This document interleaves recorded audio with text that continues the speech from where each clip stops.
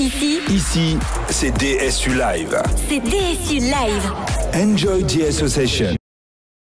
Donc Paul, on continue, c'est ça, sur nos quartiers, sur cette rencontre de fin de nos quartiers. Et là, on est avec le CERD, c'est ça? Oui, tout à fait. Alors ça veut dire quoi, ces acronymes? Alors le CERD, c'est le Centre du ressources du développement durable pour les Hauts-de-France. Pour les Hauts-de-France. Et on est en compagnie de Marion et de Aurélie, si j'ai bien retenu les noms. Ouais, c'est ça. Ah, je suis bon, t'as vu, voilà. Non, j'ai noté, j'ai noté. Alors voilà, on parle justement, c'est fort d'actualité, le développement durable, mais on en met un peu à toutes les sauces, j'ai l'impression, parfois. Exactement. On doit faire du développement durable sans en faire, ou bien on affiche développement durable pour avoir une valeur ajoutée, mais est-ce qu'on en fait vraiment? Mais voilà, alors le CERD, c'est ça, vient comment accompagner cet événement? Pourquoi, en fin de compte, il y a votre présence au sein du dispositif Nos quartiers d'été? Alors aujourd'hui, je fais juste un cours bien près du micro. Ouais. Le CERD d'abord a la volonté d'être un centre de ressources avec des données très précises sur tous les enjeux climatiques et sur tous les enjeux du développement durable, comme son nom l'indique. Dépend de l'ADEME et du ministère de la Transition écologique et essaie d'avoir des chiffres extrêmement précis par territoire. Aujourd'hui, nous ne travaillons pas pour le CERD, nous sommes les ambassadrices.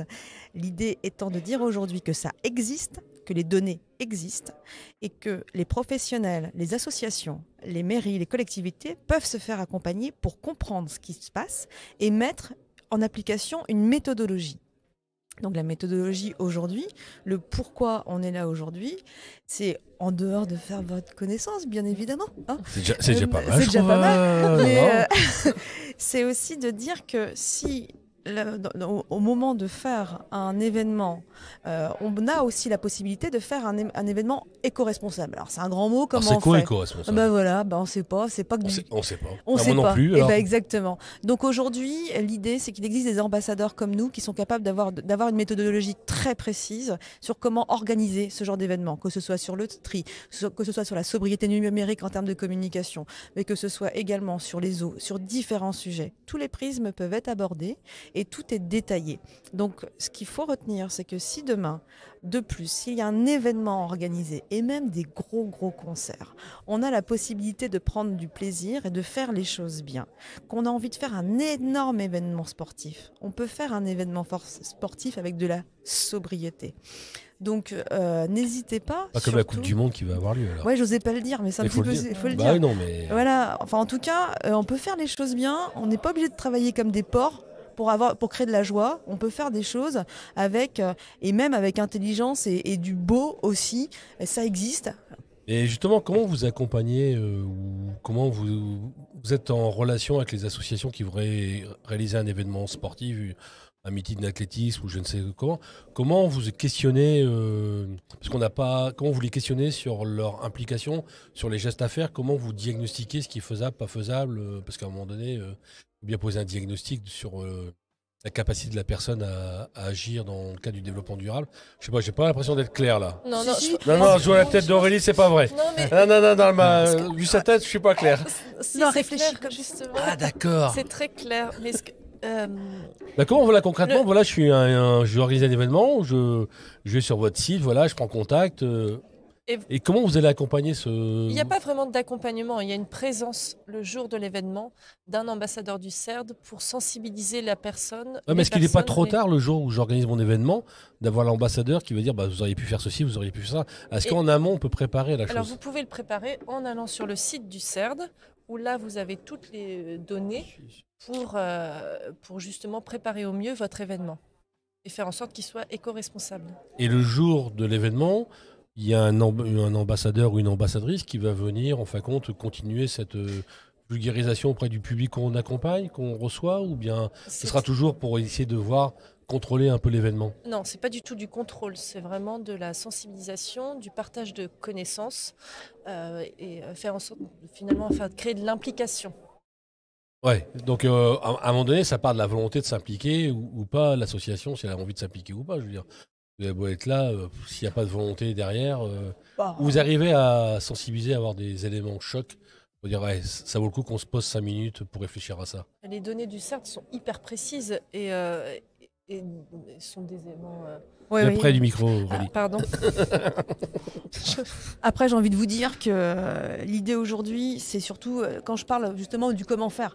Donc, c'est une méthodologie avec des phrases et des questionnements très précis. Est-ce que vous avez fait ça? Est-ce que vous avez mis ça en place? Oui, non. Après, comment faire? Derrière, bien évidemment, il y a le lien pour bien faire et les acteurs qui peuvent faire et accompagner sur différents sujets. Donc, la méthodologie, elle est très scolaire. Après, effectivement, comment convaincre les gens? Je pense qu'aujourd'hui, convaincre les gens, on a déjà convaincu les convaincus. C'est ça, parce que être dans l'entre-soi, c'est bien, on se convainc On est bien entre nous, d'accord. c'est bien. Mais comment on va Eh ben, voir les autres? Comment on convainc les autres? C'est-à-dire prendre sur leur prisme, c'est comme tout, c'est de la pédagogie. C'est-à-dire que si demain le gars, sa motivation, c'est le prix pour faire un événement éco-responsable, on va attaquer sur le prix. Parce qu'il y a toujours plein de solutions qui aussi dans la sobriété coûtent moins cher. Ok, moi ça me dérange pas, je parle de prix, j'ai aucun problème avec ça. Si toi ton truc, c'est par exemple, moi tu veux que de la visibilité, tu veux que faire ça pour être connu et pour toi, c'est pas grave. Moi je m'en fous de te convaincre sur ce que tu veux. Ce que je veux c'est que ça se fasse, peu importe la méthode. Et ça c'est Toujours dans cette sobriété. toujours, bien évidemment. Ah non, mais sobriété. c'est Sobriété. sobriété dans. Ouais, La mais sobri- sobriété, elle est triste. Comme Ouais, mot, mais hein. c'est voilà. C'est Dans la pas. joie. Sobriété dans la joie. Ouais, c'est ça. Mais à un moment donné, est-ce que les gens vont pas dire, ouais, je veux que son événement soit un peu. Voilà, qui pèse un peu, parce que voilà, le mot sobriété, on parle de sobriété énergétique, sobriété en ce moment, c'est Non. un mot qui fait un peu peur. C'est bien. Voilà, il faut être un peu plus sobre dans la consommation d'énergie. Ça fait un peu triste. Ouais, mais aussi d'être sûr sur un sujet très simple, d'être sûr de le faire. C'est-à-dire qu'à un moment donné, si on prend des matériaux qui sont sur place, qui sont à côté, ok, on peut parler de sobriété si vous voulez, mais c'est surtout qu'on est sûr d'une chose, c'est que l'événement, il va se faire. Que si on attend du matériel qui doit arriver de tel endroit ou autre. Donc autant faire travailler les acteurs à côté. Par exemple.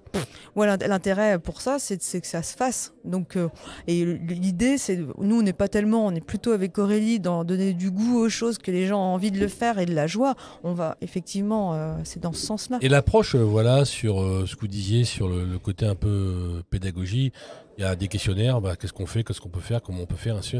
Il n'y a pas, à un moment donné, une forme de culpabilisation de la chose. Est-ce qu'on peut être plus vertueux que la vertu ou pas? Ouais, non, parce que c'est pas trop l'objectif du CERD, en fait. Moi, je sais pas, moi. Non. Pardon, j'agresse. Je suis désolée. Voilà. Oh là là. Heureusement qu'il y a deux tables, hein.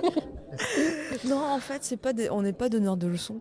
On est juste là pour dire qu'il y a des solutions et qu'il y a des équipes qui passent leur journée, qui sont salariés du CERD, qui passent leur journée à trouver les solutions, les modules, les formules et les bons acteurs. Voilà.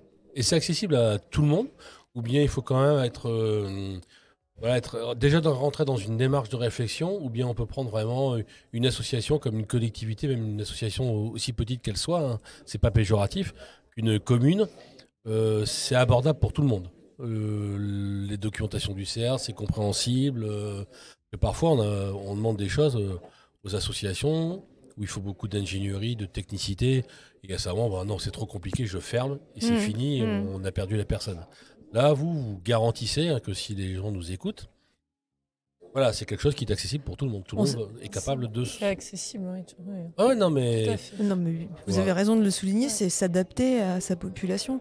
Et comme je le dis, le message, c'est qu'il faut que ça se fasse. Donc on s'adapte bien évidemment au public. Et donc, si des gens veulent avoir des nouvelles de vous, vous contactez. Voilà, c'est sur le site internet uniquement, ou bien il y a un bureau physique quelque part où on peut. Parce que rien ne vaut aussi parce qu'on parle de la sobriété énergétique ou développement durable autour de l'internet. Parfois aussi, c'est bien aussi de se voir en physique. Pour expliquer, c'est pas évident. Est-ce qu'il y a des bureaux? Oui. Est-ce que vous avez des ambassadeurs un peu partout sur le territoire? Il y a des ambassadeurs un petit peu partout dans les Hauts-de-France. Le siège du CERD est situé à Los Angeles. Et après. C'est pas étonnant, Los Angeles. Oui. Oui. Tout à fait. À Los Angeles, c'est ça, à Los Angeles, et puis il y a une équipe sur place. Ouais. Et après, voilà, donc après, ils ont ambassadeurs sur le exactement, territoire. on fait le relais, quoi. Vous faites le relais. Exactement. C'est une bonne nouvelle, ça, en fin de compte. C'est une très bonne Bah nouvelle. oui, non, mais. Mais voilà. Non, parce que voilà, on a tendance à dire, voilà, le développement durable, ça peut être très compliqué, peut-être parfois aussi culpabilisant, en disant, on va mettre le doigt, tu fais pas ça, donc c'est pas bien, et on insiste le doigt, donc on a. À un moment donné, j'en ai un peu marre de me faire engueuler. C'est ça. C'est le cas de le dire. Et j'ai plus envie de le refaire, donc je fais la politique de l'autruche. Si vous avez une pédagogie un peu différente pour aborder le sujet, c'est d'autant mieux. Exactement. Et c'est moins violent. Déjà que les nouvelles sont violentes. Si en plus on dit c'est de ta faute. Non, faut arrêter. Ah oui, je suis d'accord avec vous hein, là-dessus. Vous prêchez un convaincu, encore une fois. Et bon, l'intérêt, c'est aussi d'aller au-delà de l'entre-soi.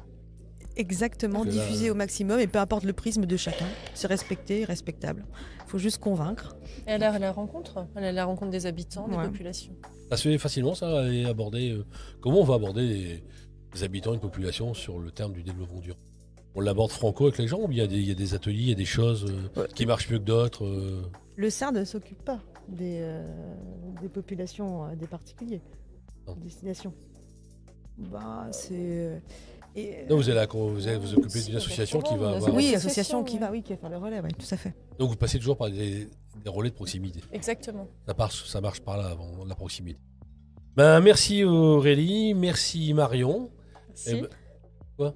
Bah, un grand Ah non, merci. j'ai cru que on a- j'ai trompé son nom. c'est non. Chaque occasion de parler est une occasion d'exprimer sur ce qui existe. Donc c'est le CERD. N'hésitez pas à faire appel aux ambassadeurs. Non, mais on n'hésitera pas parce qu'on a aussi, nous, au sein du DSU, ce qu'on appelle les tapas débats.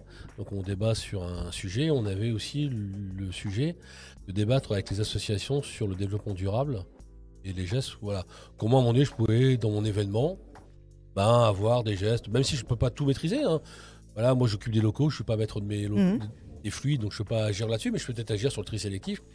Et donc, on avait un tapas débat bientôt organisé en fin d'année là-dessus. Donc, ça c'est de l'information qu'on pourra communiquer aux associations et aux bénévoles. Donc, c'est bien. On va augmenter leur pochette de documentation. Bien sûr. Voilà, comme ça sera pas mal, Paul. Voilà, merci bien. Merci à vous. Et on peut vous retrouver toute la journée ici à l'hôtel de région pour C'est ceux ça. qui veulent nous voir. Voilà, merci bien. Au revoir. Merci. Au revoir. Ici, c'est DSU Live. c'est DSU Live. Enjoy the association.